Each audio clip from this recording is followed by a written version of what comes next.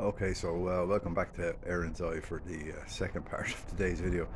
The first video, I got interrupted, and basically what I was saying is that a couple of days ago was the Operation Barbarossa's anniversary, 83 years, and looking from an Irish perspective, two things really are the same since, for Ireland, are the same since Operation Barbarossa, and today's insanity, which I'll get onto in a minute. In 1941, Ireland, of course, was a neutral country, and today, Ireland is a neutral country. Uh, so, I'll get back to that in a while, but as anyone is well aware that's keeping abreast of things, the current Western imperialist leaders that we have are hell bent on once again invading Russia. Um, why? I don't know. Well, I know why, but why they think they can do it, I don't know. I don't think anyone reads history anymore, or understands basic common sense, especially from a Western side. But going back to the Irish perspective, in 1941 we were a neutral country, and we were.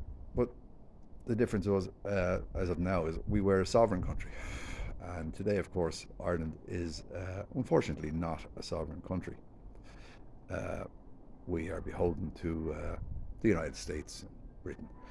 And that's what I want to discuss in the next few videos is actually how much are we beholden to the United States and Britain, and why Ireland is in a sort of unique situation compared to most European countries, in that we have a shared history with both countries, yet we are not imperialistic, uh, and we are neutral. However, the biggest problem for Ireland, as I see it, and going forward with these videos, is for people to understand that Ireland, with a population of roughly 4.5 to 5 million people, uh, currently is owed $350 billion by the US taxpayers, the US Fed. They owe us an amazing amount of money, roughly $75,000 per Irish person. And if you want to look that up, you can just look up uh, foreign countries that hold American debt, and you'll see we're number 4 or 5. I think Belgium or Luxembourg are ahead of us.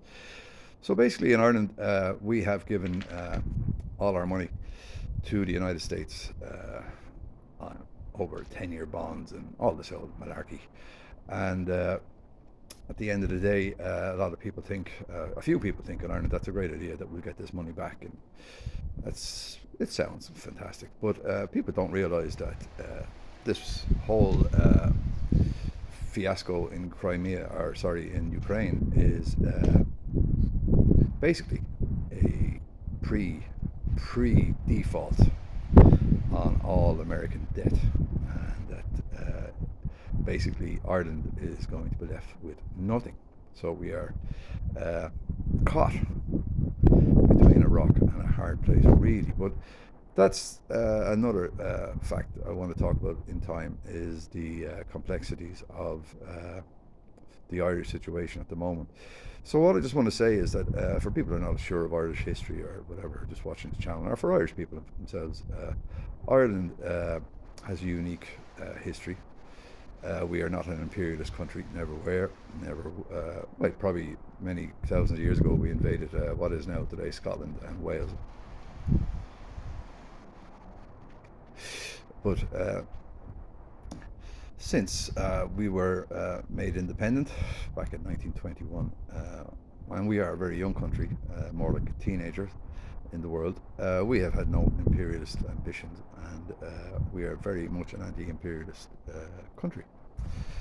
And to this day, we are neutral, which to me is one of the most important things we have going for our country at the moment. And that's what I want to discuss going forward, and to try and,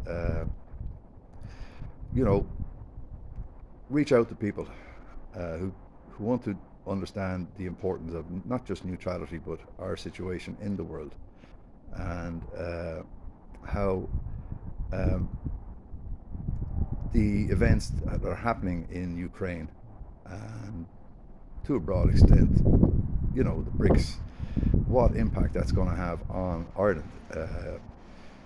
A lot of people think that it's none of our business or this, that, and the other, but